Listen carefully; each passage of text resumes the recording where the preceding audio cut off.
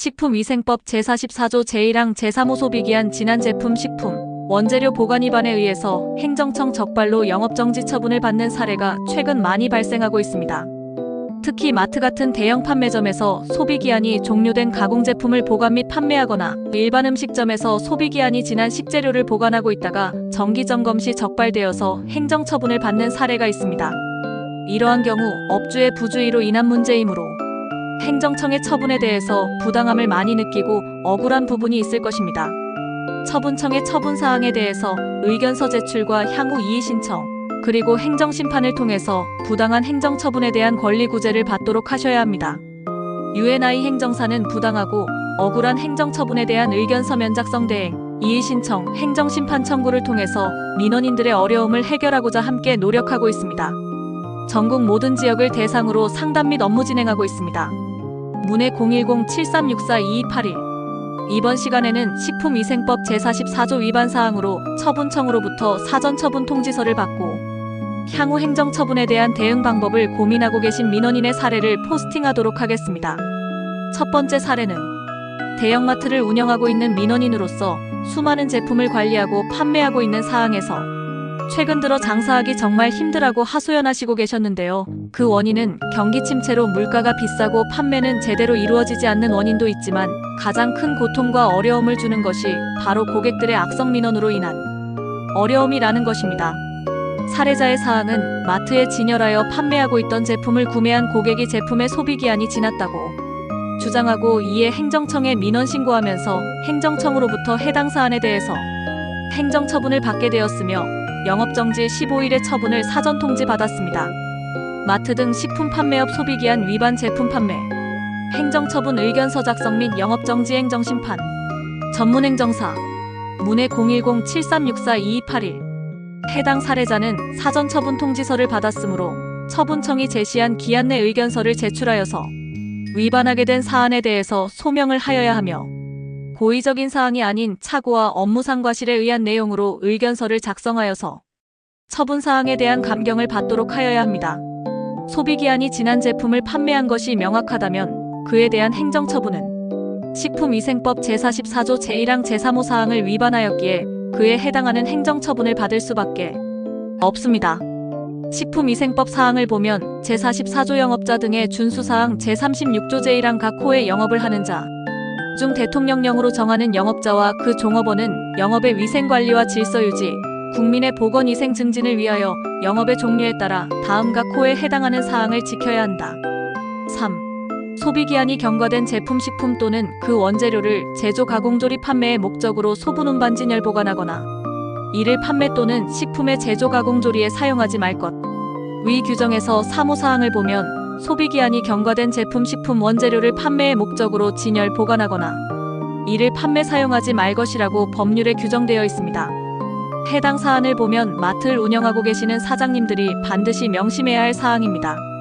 영업정지 15일의 처분은 장사를 하시는 분들에게는 치명적일 수 있습니다. 그래서 그에 대한 영업정지 처분 대신 과징금으로 가름해서 처분을 받을 수 있는데 식품 등의 표시 광고에 관한 법률 시행령 별표의 영업정지 등의 처분을 가름하여 부과하는 과징금의 산정기준 제8조 관련의 시행령 별표 기준에 의해서 전년도 매출 기준에 의해서 과징금으로 가름하여 행정처분으로 대체할 수 있습니다. 이러한 모든 사항은 민원인 본인이 직접 처분청을 상대로 의견서면을 작성하여 제출하여야 하며 그 제출서면에 위와 같은 해당 법률을 적시하고 요청하여야 합니다. 이러한 서면은 본인이 혼자서 해당 법률을 찾아서 작성하고 정리하기에는 다소 어려움이 있을 수 있고 영업하면서 준비하기란 쉽지 않으므로 UNI 행정사에게 상담하시고 가장 최적의 방향으로 준비하시고 그에 합당한 감경처분과 향후 처분사항의 부당함과 에 대응하려면 행정심판을 통해서 권리를 구제받도록 하시기 바랍니다. 두 번째 사례는 일반 음식점에서 소비기한이 지난 식재료를 보관하다가 행정청 정기점검에서 적발된 사례입니다. 대부분의 음식점에서는 식재료 보관을 잘하고 있지만 간혹 냉장고와 냉동고의 보관 시 기존의 식재료가 냉장고 속 깊은 곳에 있다 보면은 제시기에 소비 못하고 보관되는 경우가 있습니다. 업주도 그 식재료가 있었는지로 모르고 지내다가 이러한 행정청의 정기점검이나 민원신고로 인해서 적발된다면 정말 황당하고 억울할 수밖에 없습니다. 이러한 경우도 식품위생법 제44조 제1항 제3호 위반 사항으로 영업정지 처분을 받게 됩니다. 마찬가지로 처분청은 해당 사안에 대해서 사전 처분 통지를 통해서 의견서를 제출받고 그 사안이 충분히 업무상 과실로 인해서 발생한 경우라면 감경 처분을 할 수 있지만 업주 입장에서는 처분청이 주장하는 판매 목적으로 보관이라고 하는 사항에 대해서 인정하지 않는 경우가 많습니다. 앞에 마트의 경우에는 소비기한이 지난 제품을 보관하거나 판매한 경우로서 그 행위에 대한 과실이 명확하게 제시될 수 있지만 일반 음식점과 같은 경우에는 판매 목적으로 보관하였다는 사항은 처음에 식재료를 구입한 목적이 음식을 만들기 위해서는 맞지만 시간이 지나면서 업주의 판매 목적에 대한 정의가 명확하지 않고 또 어떠한 경우에는 가족이나 식당 직원들이 먹기 위해서 준비한 식재료도 있을 수 있으므로 이러한 경우에는 사실관계와 증거 등이 명확하게 제시될 수 있다면 행정처분에 대한 행정심판을 통해서 그 혐의에 대한 재결을 받아보아야 합니다. 설사 그러한 행위로 영업정지 처분을 받더라도 감경 처분을 받도록 하는 것이 현명한 방법입니다.